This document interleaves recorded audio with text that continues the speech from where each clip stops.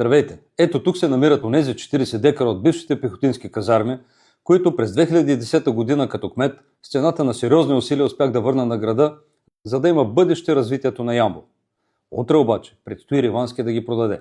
Основанието, на което държавата ни ги върна, бе член 54 от закона за държавната собственост, където много точно е формулирано за какво общината може да използва тези имоти. За изпълнение на нейните функции или за трайно задоволяване на обществени потребности от местно значение. Като гаранция, че никой няма да злоупотреби с тях, закона категорично забранява тези имоти да бъдат продавани. Но утре Ривански ще ги продаде.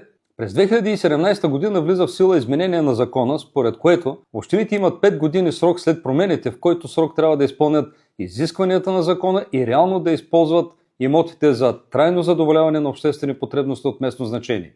Ако това не се случи, те са длъжни да ги върнат отново на държавата. За община Ямбол и за тези 40 декара 5-годишният период изтича през 2022 година. За съжаление, в този период от 19 до 22 година Ривански не е направил нищо по тях, което означава само едно – че те още през 2022 година е трябвало да бъдат върнати на държавата.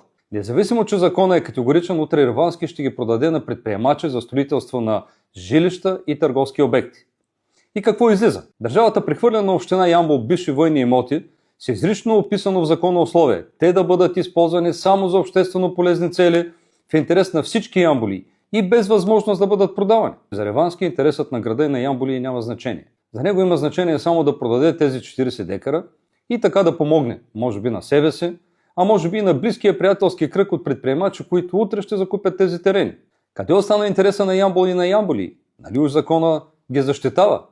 Нали заради това аз лично като кмет заедно с моя екип се борихме държавата да върне тези 40 декара, за да бъдат в полза на всички ни? Оказа се, че според закона единственият, който в случай може да защити интереса на ямболи е прокуратурата. На 19 януари тази година подадохме сигнал до прокуратурата, водени точно от мотива да защитим обществения интерес. Линк към сайта на Сдружение Бъдеще за Ямбол и всички документи към този сигнал ще намерите в текста към публикацията.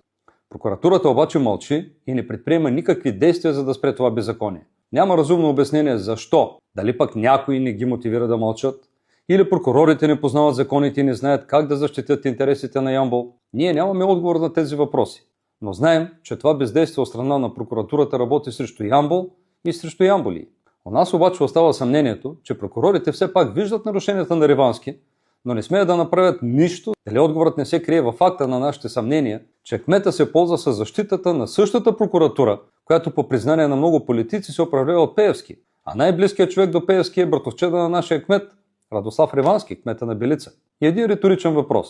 Дали и кога прокуратурата в Ямбол ще събере кураж и най-накрая ще защити закона и обществения интерес, като изпълни безпристрастно професионалните си задължения, без да се притеснява от факта, че работи срещу кмета на Ямбол, Валентин Ривански. Нещо, което тя е правила срещу предните кметове на града, Кирил Тодоров и Георги Славов, без такива притеснения, каквито видимо сега има. Ето така кмета Валентин Ривански защитава интересите на Ямбол. Бъдете здрави!